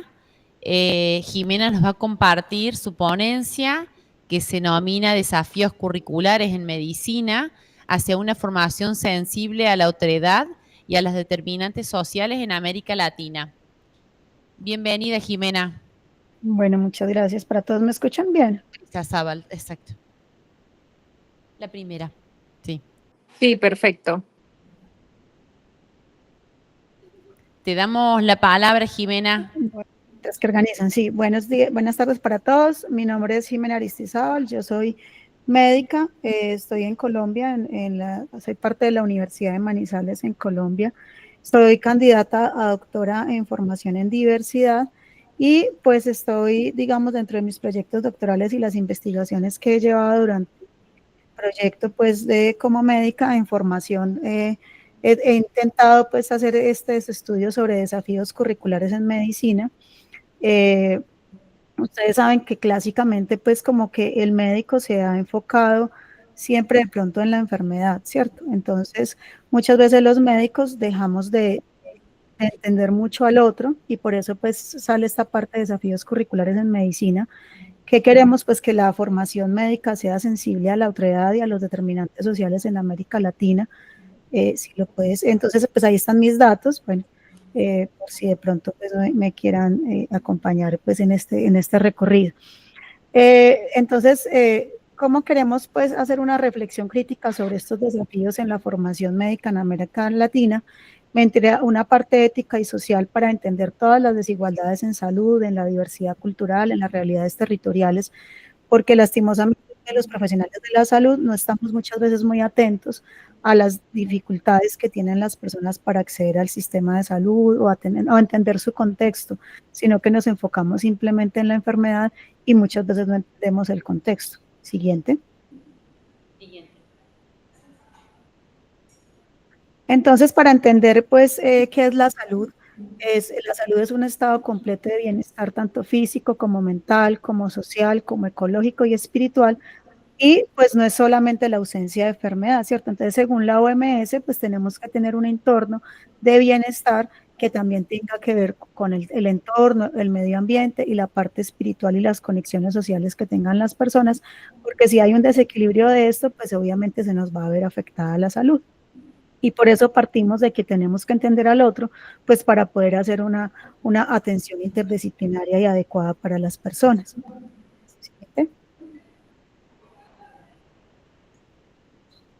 Actualmente pues tenemos un mundo de transiciones rápidas, pues, tanto climáticas, entonces tenemos cambios climáticos que están generando que en donde teníamos de pronto calor hace frío, hay nevadas extensas, tenemos cambios demográficos donde tenemos ya personas que hay mayor envejecimiento en Latinoamérica, zonas, cambios epidemiológicos, como ya hemos visto, pues el tema de la pandemia del COVID y otras pandemias que puedan llegar, económicos y dificultades sociales y tecnológicas. Jimena, avances. Señora, te vamos a interrumpir un minutito porque no estaríamos escuchándote bien. ¿Podría ser, vos tenés un micrófono sí, cerca de tu boca? sí, no me escuchan bien ahí. Fíjate Ahí. si a lo mejor separándolo un poquito o bajando un poco el tono hace que podamos escucharte mejor, porque si no se hace como una especie de acople que no llega a entenderte. Ahí mejor. A ver. Hola, ahí mejor. Un poquito, a ver, empieza a desarrollarse, continúalo y te vamos diciendo. Bueno, listo. Entonces, como les decía, tenemos pues un mundo de transiciones rápidas que afectan al sistema de salud y al desarrollo de las personas, y como personal de salud pues nos tenemos que adaptar a todos estos cambios que tenemos pues en el mundo y poder dar una atención pues con calidad y mejorar la atención en salud de las personas. Siguiente. Entonces, las personas dependemos de los determinantes sociales de la salud, que dependemos obviamente del estilo de vida, de la biología humana, del medio ambiente y de la provisión de los servicios de salud, pero digamos, solamente la biología humana, o sea, como lo enfocaba la enfermedad, digamos, solamente está en un 27%. O sea, muchas veces decimos que estamos centrados en la enfermedad, pero si lográramos mejorar cambios de estilos de vida saludable, cambios en el medio ambiente, provisión de mejores servicios de salud, tendríamos un porcentaje muy alto para mejorar, digamos, las atenciones a los pacientes y lograr, digamos, esa integralidad que queremos para un bienestar a las personas en general. Siguiente. Actualmente pues tenemos los objetivos de desarrollo sostenible digamos, para estos casos de salud. Nosotros nos estamos enfocados en el curso de vida, en el desarrollo sostenible número 3, donde garantizamos una vida sana y promovemos el bienestar para todas las edades de las personas, y tenemos la visión de la salud como un recurso para el desarrollo y un objetivo de inversión. Pero pues lastimosamente en Latinoamérica no se ha avanzado lo suficiente en lograr estos objetivos de desarrollo sostenible, y esa piedra angular para la cobertura del acceso universal a la salud en los países de Latinoamérica y los determinantes sociales todavía no sigue siendo efectivo, y vemos muchas dificultades de acceso a la salud adecuado para las personas pues con diversas situaciones. Siguiente. Actualmente, pues, todos los sistemas generalmente de formación en salud y formación médica están enfocados en un modelo de flexeriano, que es pues, la persona que nos hizo, digamos, como esa integración en la atención médica, donde se hizo un plan de estudios con una etapa preclínica, o sea que nos hemos enfocado siempre en las ciencias básicas, en la anatomía, en la fisiología, en la bioquímica, que es lo que se ve al inicio, pues, en las áreas de medicina, donde se imparten en aulas y en laboratorios universitarios, y luego tenemos una etapa clínica donde enfocamos en la práctica hospitalaria, con donde los estudiantes pues ya aplican estos conocimientos científicos ya con pacientes pues digamos en la parte hospitalaria, pero digamos nos estamos centrando mucho en ese hospitalicentrismo, o sea, nos dedicamos mucho al concepto de la enfermedad, a atender a la persona enferma, pero no entendiendo de pronto sus necesidades y sus entornos para poder lograr una buena rehabilitación. Siguiente. Entonces tenemos varias dimensiones que podríamos hacer una crítica del modelo de educación médica en Latinoamérica, donde estamos entonces hablando de que se debe integrar una complejidad social y cultural, tanto política como en ese proceso de salud, enfermedad y cuidado, donde tenemos pues varios autores como Foucault, como Catherine Walsh, que nos habla sobre el biopoder, la normalización y el control del cuerpo, también de esa interculturalidad crítica para los saberes silenciados, y construir una formación muy médica, plural y situada pues en la persona y en su ámbito cultural. Tenemos una dimensión ontológica que también nos habla de que el médico es un médico técnico o es un médico funcional o técnico sensible capaz de cuidar la complejidad humana, o simplemente estamos desarrollando un técnico que podría, digamos, atender solamente una patología. Y desde la dimensión pragmática, pues entonces tenemos padres de la medicina social y de la educación como esa praxis transformadora para que los estudiantes que están formándose en salud y en medicina pues tengan ese entendimiento del otro y esas capacidades para los determinantes sociales de la salud y el trabajo comunitario, y ahí es donde queremos acercarnos a que la educación médica se vaya hacia esa medicina social que comprometa pues, como con la justicia social. Siguiente. Entonces tenemos pues un iceberg donde tenemos un estudio de problemas, ¿sí? Solamente vemos en la parte de arriba cuáles son las desigualdades en la atención médica, cuáles son las faltas de integración de las políticas públicas con el sistema de salud y las atenciones, pero debajo pues de eso, tan visible, encontramos muchas realidades que pues también fallan en la atención, como esas jerarquías docentes que también tenemos en el quehacer médico, que hace falta de un énfasis en la atención primaria social, que aparece como un síntoma sostenido por las causas estructurales, ¿cierto? Entonces tenemos una salud ya muy mercantilizada, entonces también nos volvemos unos profesionales de la salud que también tenemos que vender, que también tenemos que facturar. Entonces esta mercantilización de la salud pues también hace que haya dificultades de acceso a la salud y que no se vea al usuario o al paciente como un ser integral, ¿cierto? Entonces tenemos que abordar a las personas desde una formación integral, y ahí es donde imparte la importancia de esta formación de los estudiantes en Latinoamérica en el tema de salud. Siguiente. Entonces tenemos pues una hipótesis donde de la teoría a la práctica compasiva. Obviamente es muy importante tener esa teoría previa, esas bases de los laboratorios, de la fisiología, de la anatomía, obviamente de la práctica clínica, pero requerimos también entender esos saberes como la biopolítica, la medicina social, la interculturalidad, la ética del cuidado, para que esa formación médica pues transforme al sujeto médico más sensible a la justicia social y al sufrimiento humano, porque se nos está olvidando también esa humanización en el servicio de la salud, ¿cierto? No solamente convertirnos pues en un profesional técnico, sino que tengamos pues esa integración con la ética, con la política, y como lo decía Freire, la educación se rehace constantemente en las praxis, para hacer se tiene que estar siendo. Entonces es muy importante tener esas experiencias comunitarias, que nuestros estudiantes estén sensibles con la comunidad y estén aprendiendo sobre la comunidad, cómo va. Siguiente. Se hizo un estudio hicimos un estudio con unos estudiantes de México y de Colombia, donde logramos mirar esa parte, esa investigación narrativa y reflexiva, mirando relatos de vida, huellas formativas que han tenido los estudiantes en medicina.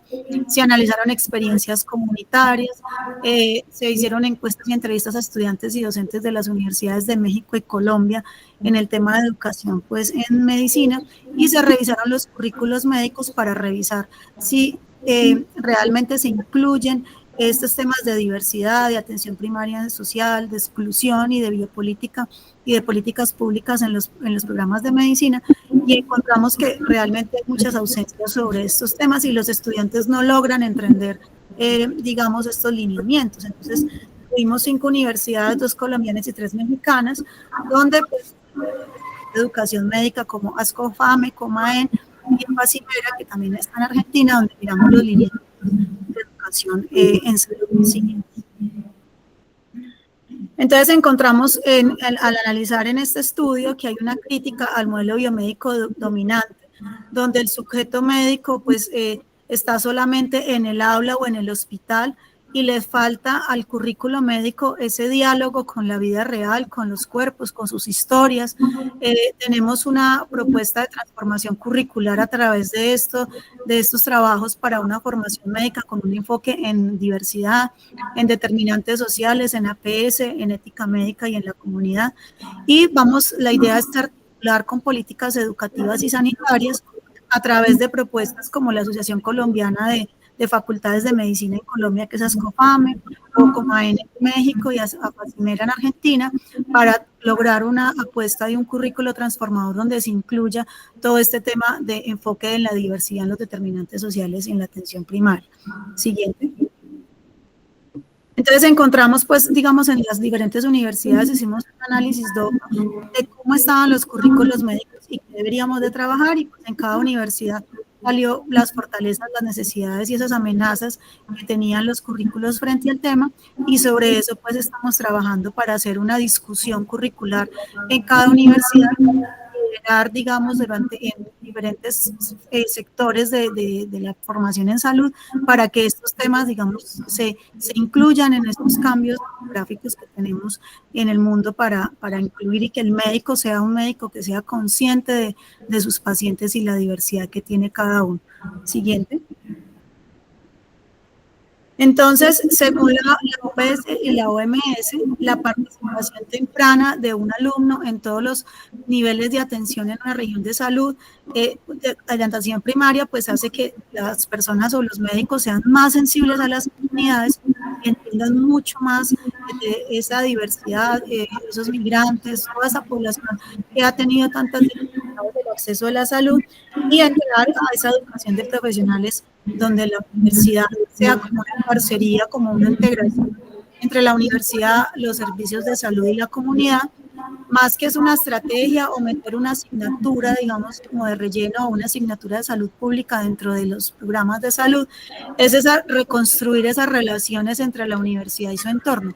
que la universidad esté incluida dentro de la comunidad y que el estudiante crezca a partir desde los primeros semestres dentro de estas alianzas comunitarias y que pueda hacer esas prácticas desde muy los primeros semestres. Esto le permita también como hacer ese enlace con los pacientes. Siguiente.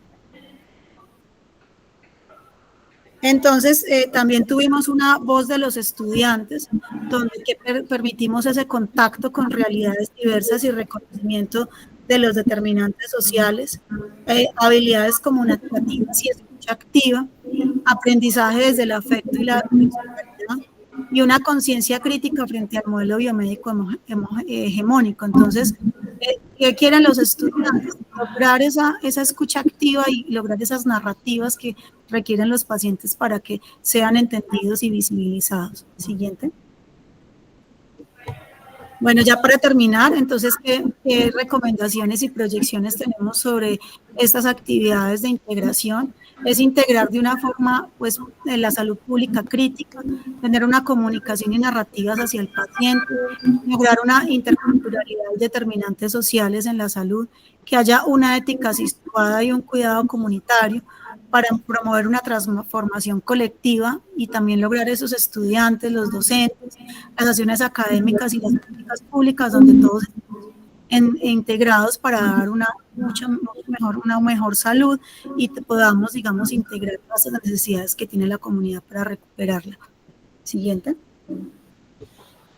Jimena, estamos ya en hora, pero... Sí, ya está la última diapositiva. Ya para terminar, entonces, el perfil del médico orientado hacia la EPS, hacia la atención primaria social, lo que nos dice la OPS es que el egresado sea un médico general en condiciones de prestar esa atención médica integral al ser humano en un entorno familiar y social con acciones de promoción, prevención, diagnóstico, tratamiento y rehabilitación para que la atención primaria sea una estrategia y un eje transversal de su formación. Esos son los retos que tenemos ahora como docentes en medicina y que queremos que en América Latina se empiecen a tomar estas acciones para que tengamos unos médicos integrales conscientes de la comunidad y el entorno de las personas. Muchas gracias. Gracias, Jimena. Un aplauso. Perfecto. Bueno, gente, hemos terminado.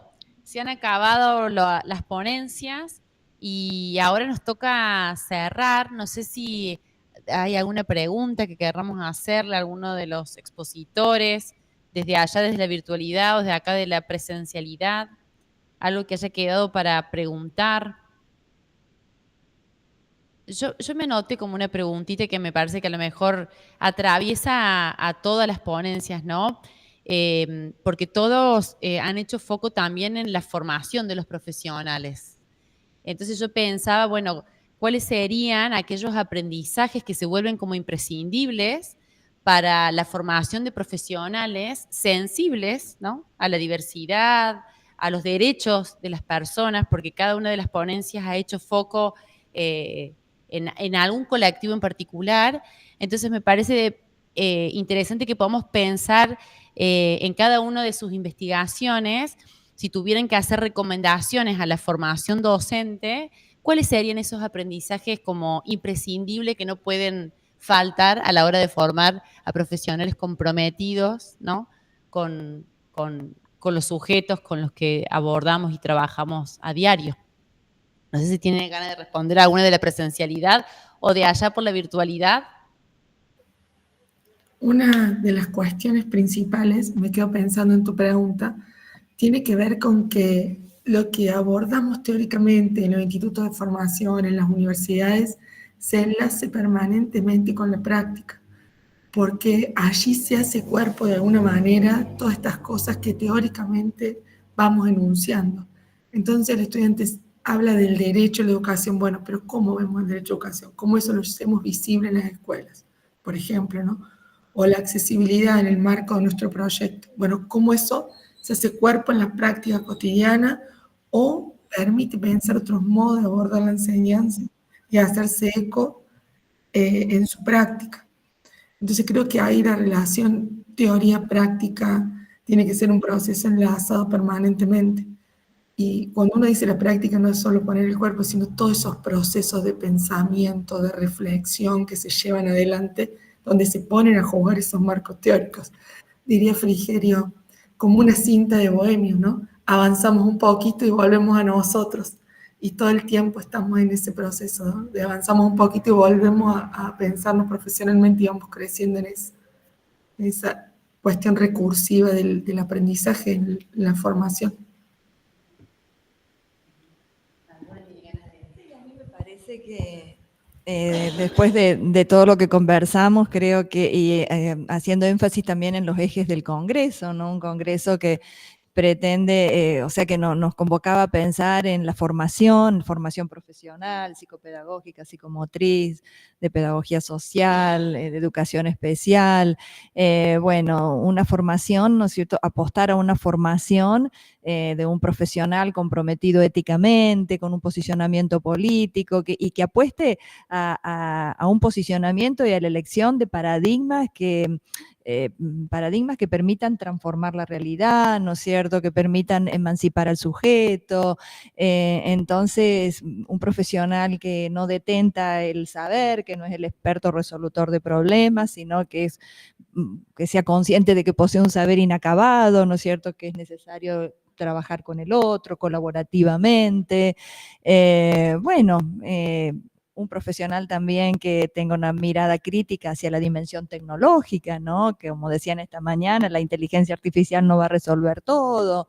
Entonces, bueno, un profesional con posicionamiento crítico, reflexivo, creo que es lo que venimos haciendo. Entonces, bueno, apostar a la transformación y a la transformación de la realidad, a la generación de políticas, ¿no es cierto?, que cambien a veces estas realidades que a veces en los marcos normativos hay buenas intenciones, pero después en la realidad no se concretan, ¿no? Entonces, un profesional activo, comprometido, ¿no?, con esa transformación.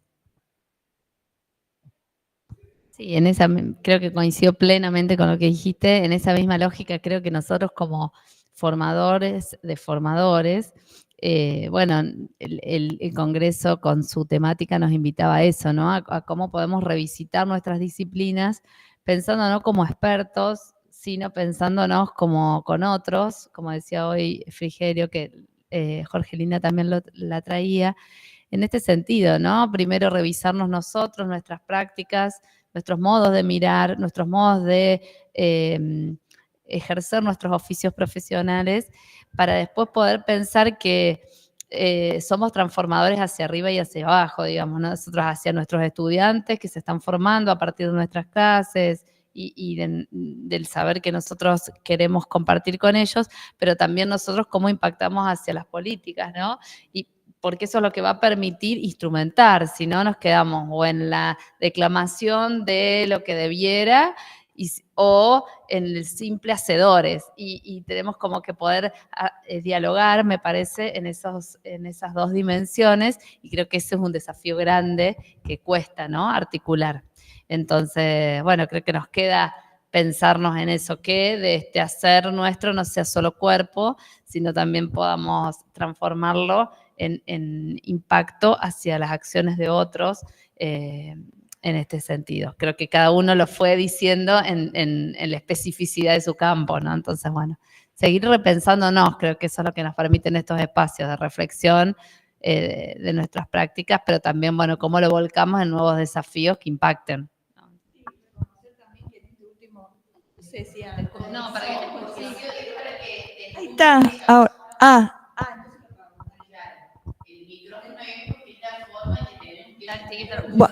bueno, yo quería revalorizar, al menos en el campo de la psicopedagogía, después de la pandemia, es como que se fortaleció, me parece, o al menos la participación de la Universidad de Río Cuarto en el contexto de la Federación Argentina de Psicopedagogos, donde nos empezamos a dialogar las diferentes unidades académicas, la Red Interinstitucional de Investigación Psicopedagógica, la REDIP, en donde nos juntamos cada 2 años a compartir trabajos de investigación. Entonces, eso fortalece la profesión, la disciplina, ¿no es cierto?, empezar a darle protagonismo a la psicopedagogía en la academia, en los colegios profesionales, en el ámbito de la investigación, y bueno, es como seguir trabajando en esas redes, ¿no? Que no decaigan, fortalecerlas, sumar más gente, para, bueno, que nuestra profesión sea cada vez más visible y presente socialmente, ¿no? Bueno, no sé si allá por Colombia, México, Brasil, tienen ganas de hacer algún otro aporte, si no, así vamos dando cierre a esta hermosa mesa. Sí. No, pues como ustedes lo dicen, tenemos grandes retos como docentes para poder salir avantes frente a estos dos temas que hemos trabajado el día de hoy. Muy interesante todas las ponencias. Muchas gracias. Tenemos acá una oyente que nos va a hacer un comentario. Sí, yo lo que quiero es agradecerles por las presentaciones, porque que hayan tener este espacio, agradecernos este congreso. Vengo de Buenos Aires, del interior, y encontrarme con estas presentaciones y este rastreo que en todas, así, yo no estoy dentro de la educación especial, no sé tanto, pero coincido con los aportes que las investigaciones cuando puedan rastrear lo que pasa en Buenos Aires, seguramente, en las escuelas lo que se escucha, vienen las chicas de gabinete, creo que sigue esa mirada, ¿no? Y ese enfoque es algo para trabajar mucho. Me quedo con esto de cuánto nos queda por trabajar en educación especial y lo que vos dijiste sobre falta, digamos, tenemos la teoría y nos falta materializar porque nos faltan los instrumentos prácticos para eso. Me parece que es una investigación espectacular la que presentaron, ya voy a ver si puedo tomar algo de ahí. Así que nada, agradecer esto porque en todo lo que he escuchado estoy contenta de haberme hecho el viaje porque veo que estamos todos posicionadas desde una praxis situada, que tratamos de trabajar y de retomar al otro, ¿no? Desde la alteridad, y entonces estoy encontrando esa construcción colectiva que era lo que esperaba encontrarme, que no, la verdad que no había otros ofrecimientos más cercanos que yo pensaba que podía, viendo todos los que exponía, bueno, que podía hacer desde ese enfoque. Entonces encontrarme con este grupo, ya desde lo que participé desde la mañana, así que quiero agradecerles y a las chicas también, las que están desde la virtualidad y lejos, y que igual hace que podamos escucharnos, ¿no? Así que eso, gracias. Bueno, gente querida, nos aplaudamos porque estuvo hermoso. Agradecerles a todos los que estuvieron presentes y a los que estuvieron virtuales, a la ayuda técnica, gracias Merce.